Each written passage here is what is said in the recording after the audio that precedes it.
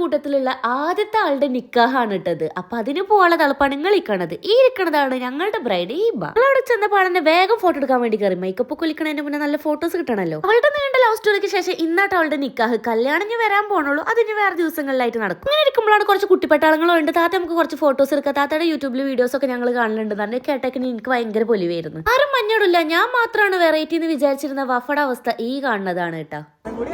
Variety colour ആരും ഇടില്ല മഞ്ഞ എന്ന് പറഞ്ഞിട്ട് വഫ പറഞ്ഞതാ.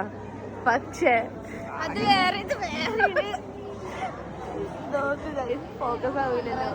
ഇങ്ങനെ ഇരിക്കുമ്പോഴാണ് ഞങ്ങളെ കൂട്ടത്തിൽ ഒരാൾക്ക് മാത്രം കല്യാണം അറ്റൻഡ് ചെയ്യാൻ പറ്റില്ല കേട്ടോ. അപ്പൊ അവൾക്ക് വീഡിയോ കോളൊക്കെ വിളിച്ച് കുറച്ചേരം ഇരുന്ന് എന്നിട്ട് ഞങ്ങൾ നേരെ ഹിബിനിട്ട് ഡ്രസ്സിംഗ് റൂമിൽ പോയിട്ടാ. പിന്നെ പറയേണ്ട ആവശ്യമില്ലല്ലോ, ക്യാമറ ഓൺ ആക്കി വെച്ചിട്ട് ഓരോരുത്തരായിട്ടുള്ള ഓരോ കോപ്പറേറ്റുകളാണ് ഈ കാണുന്നത്. അതിന്റെ ഇടയിൽ കുറച്ച് ഫാഷൻ ഷോ ഒക്കെ ഉണ്ട് കേട്ടോ. കോളേജൊക്കെ കഴിയുമ്പോൾ ഓരോരുത്തർ പഠിപ്പും കാര്യങ്ങളായിട്ട് ഓരോ വയ്ക്കുന്നത് കേട്ടോ. പിന്നെ ഇങ്ങനത്തെ ഒരു പരിപാടിക്കൊക്കെയാണ് എല്ലാവരും കൂടി ഒന്ന് കാണും. നമ്മളുടെ മെയിൻ പരിപാടി എന്താണെന്ന് വെച്ചിട്ടുണ്ടെങ്കിൽ ഫുഡ് കഴിക്കലാണ് കേട്ടോ. അങ്ങനെ ഫുഡൊക്കെ നല്ല അടിപൊളിയായിട്ട് കഴിച്ച് ഞങ്ങൾ വീണ്ടും ഒരു ഫോട്ടോസ് ഒക്കെ എടുത്ത് ഞങ്ങൾ പിരിഞ്ഞു ഗൈസ്. അപ്പൊ അത്രേ ഉള്ളൂ.